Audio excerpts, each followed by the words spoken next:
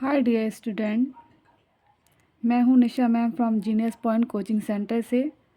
Welcome back to our class target with Imran sir. ज़्यादातर बच्चों की ये शिकायतें रहती हैं कि हमें टेंस समझ में नहीं आते हैं, तो मैं आपके लिए वही पैटर्न लेकर आई हूँ कि टेंस हम किस तरीके से समझें। आइए बड़ी इजी लैंग्वेज में मैं आपको ये सब समझाना चाहती हूँ। फर्स्ट ऑफ ऑल लिखा हुआ है how many type of sentence. आपको पता होना चाहिए there are only 3 type of sentence. कौन कौन से? Present, past and future. Present, past and future, ये 3 तरीके के सेंटेंस हमें पढ़ना पड़ते हैं। प्रेजेंट टेंस के जो पार्ट निकाले जाते हैं वो होते हैं present indefinite, present continuous, present perfect और प्रेजेंट परफेक्ट कॉन्टिन्यूस। उसी तरीके से जो हमारे दूसरे सेंटेंस आते हैं वो होते हैं पास्ट टेंस। पास्ट टेंस के इसी तरीके से जैसे प्रेजेंट के निकाले गए हैं उसी तरीके से पास्ट को भी डिवाइड किया जाता है। पास्ट इंडेफिनिट में, पास्ट कॉन्टिन्यूस में, पास्ट परफेक्ट में और पास्ट परफेक्ट कॉन्टिन्यूस में। फिर तीसरा पोर्शन आता है फ्यूचर टेंस का, जो भविष्य काल बताता है। उसको भी हम उसी तरीके से 4 भाग में डिवाइड कर देते हैं, future indefinite, future continuous, future perfect और फ्यूचर परफेक्ट कॉन्टिन्यूस। इस तरीके से हमें 12 सेंटेंस 10th से 12th तक पढ़ना पड़ते हैं। इसी के अकॉर्डिंग जितनी भी ग्रामर आपकी है उसका जो बेस बनता है वो इन सेंटेंस का ही बनता है। अगर ये सेंटेंस हमें आते हैं तो सारी ग्रामर हमारे लिए बहुत इजी हो जाती है। आइए तो हम जानते हैं कि प्रेजेंट इंडेफिनिट की पहचान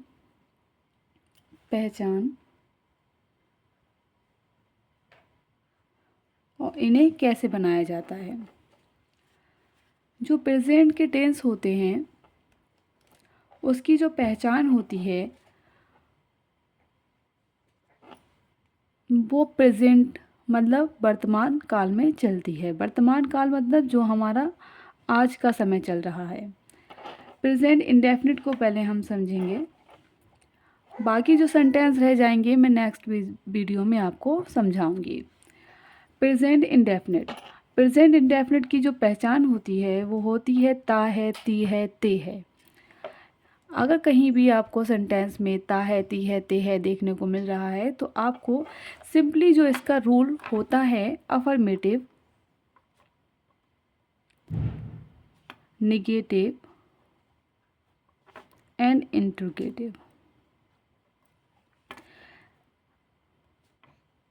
सब्जेक्ट प्लस एमबी की फर्स्ट फॉर्म प्लस ऑब्जेक्ट। तो इस सेंटेंस में ता है, ती है आया है तो जाहिर सी बात है ये प्रेजेंट डेफिनेट है। वह पत्र लिखती है, यहाँ पर जो काम कर रहा है वो कौन है? वह। और मेन वर्ब क्या है? जो काम किया जा रहा है, वह के द्वारा क्या काम किया जा रहा है? लिखना। लिखने की जो फॉर्म होती है इसमें फर्स्ट यूज़ होती है, फर्स्ट फॉर्म, जैसे कि इस रूल में लिखा हुआ है। अब यहाँ पर जो सब्जेक्ट है वो हमारा क्या है? वह। वह मतलब सिंगुलर है तो शी आ गया। शी के साथ इसमें क्या लिखा हुआ है? Main verb. मेन वर्ब की फर्स्ट फॉर्म। फर्स्ट फॉर्म क्या है हमारी? Write a letter. ये हमारा प्रेजेंट इंडेफिनिट का अफर्मेटिव वाला रूल है। अब हम निगेटिव पर आएंगे। निगेटिव में एक चीज़ समझा दूँ आपको, ये मैं आगे चल के आपको समझाऊंगी। निगेटिव में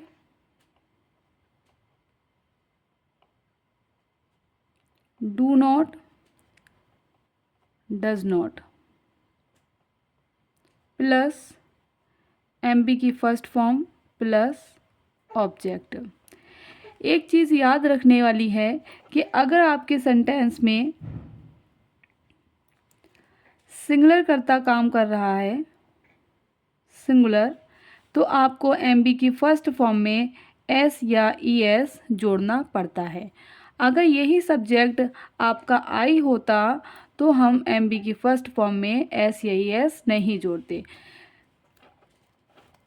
अब ये है निगेटिव रूल। निगेटिव में सब्जेक्ट क्या है? शी। शी के साथ हम लगाते हैं does not. Does not.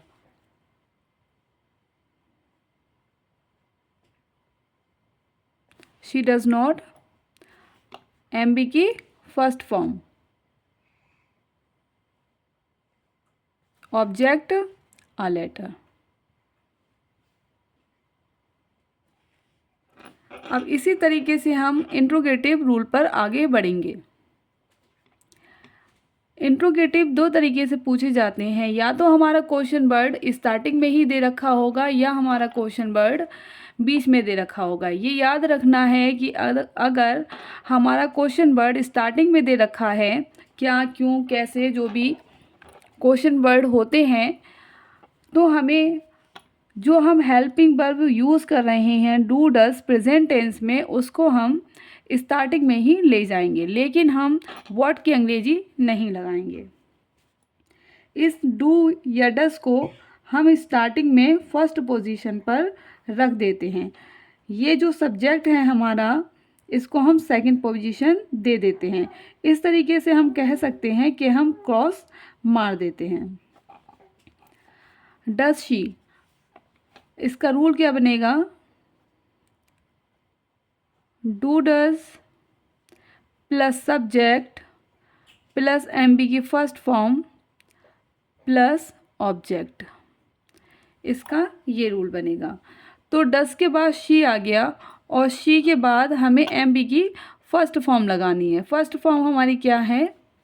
Right a letter.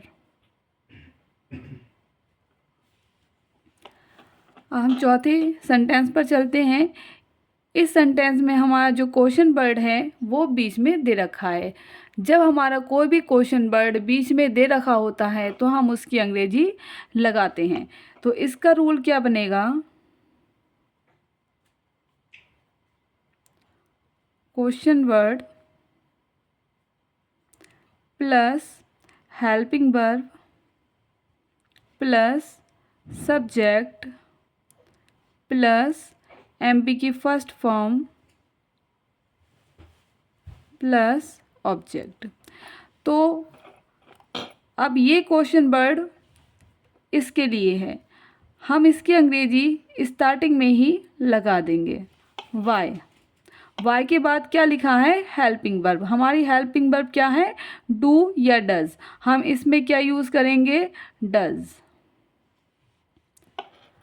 Plus क्या लिखा हुआ है? सब्जेक्ट।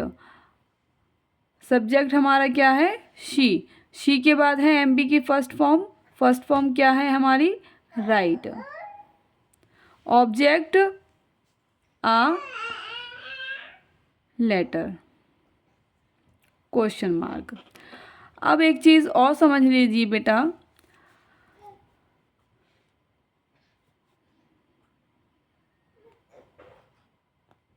सिंगुलर के साथ हम हमेशा डज नॉट का प्रयोग करते हैं। प्लूरल के साथ हम हमेशा डू नॉट का प्रयोग करते हैं। इस तरीके से हम कह सकते हैं कि प्रेजेंट टेंस में ही, शी, इट। सिंगुलर कर्ता के साथ हमेशा डज नॉट का प्रयोग किया जाता है। आई, वी, यू, दे। प्लूरल के साथ हमेशा डू नॉट का प्रयोग किया जाता है। अगर आपका सिंगुलर कर्ता कार्य कर रहा है तो अफर्मेटिव रूल में एस या ई एस का यूज़ किया जाता है।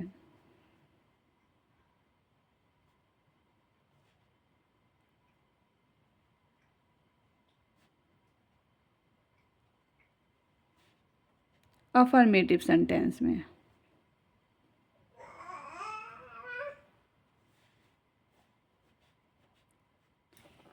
अब आइए पास्ट टेंस को समझते हैं। पास्ट टेंस की हमारी पहचान होती है ता, था, ती, थे। एक दूसरे तरीके से इसको हम समझ सकते हैं, उसने पत्र लिखा। ये पहचान भी हमारी पास्ट सेंटेंस की होती है। अब रूल समझिए। अफर्मेटिव का रूल सब्जेक्ट प्लस एमबी के second form plus object. Negative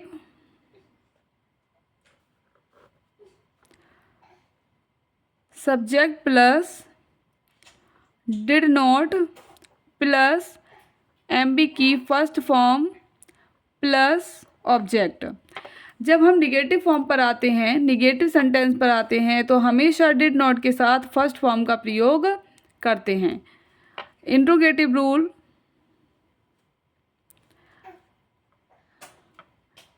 did plus subject plus MB की फर्स्ट फॉर्म प्लस ऑब्जेक्ट। यही वाई वाला रूल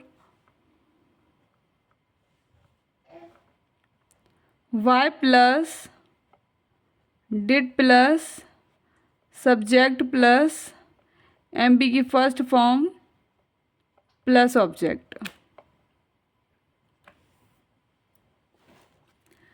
आइए समझते हैं।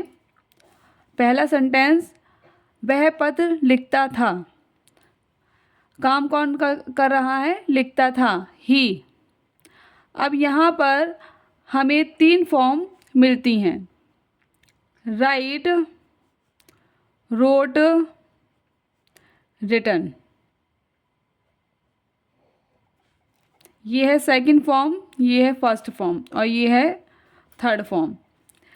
यहाँ पर अफर्मेटिव रूल में हमारी सेकंड फॉर्म का यूज़ होना है, तो हम कौन सी फॉर्म को यूज़ करेंगे? Second. He wrote a letter, he wrote a letter. अब हमें निगेटिव सेंटेंस बनाना है, तो हम किस रूल पे जाएंगे? डिड नॉट वाले रूल पे जाएंगे। Subject plus did not plus MB की first form, right a letter. जब हम निगेटिव सेंटेंस बनाएंगे डिड नॉट के साथ, तो हमेशा फर्स्ट फॉर्म का यूज़ करेंगे। ये रूल केवल जिसमें सेकंड फॉर्म आनी है, ये रूल केवल अफर्मेटिव रूल है, ठीक है। अफर्मेटिव सेंटेंस होगा तो हमेशा आप पास्ट इंडेफिनिट में सेकंड फॉर्म का यूज़ करेंगे। नंबर थर्ड सेंटेंस है, इसमें रूल क्या कह रहा है? डिड को हम पहले ले आएंगे, डिड, उसके बाद क्या है हमारा? सब्जेक्ट, डिड ही, उसके बाद क्या है हमारा? एमबी की first form, right a letter. Fourth sentence पे आते हैं।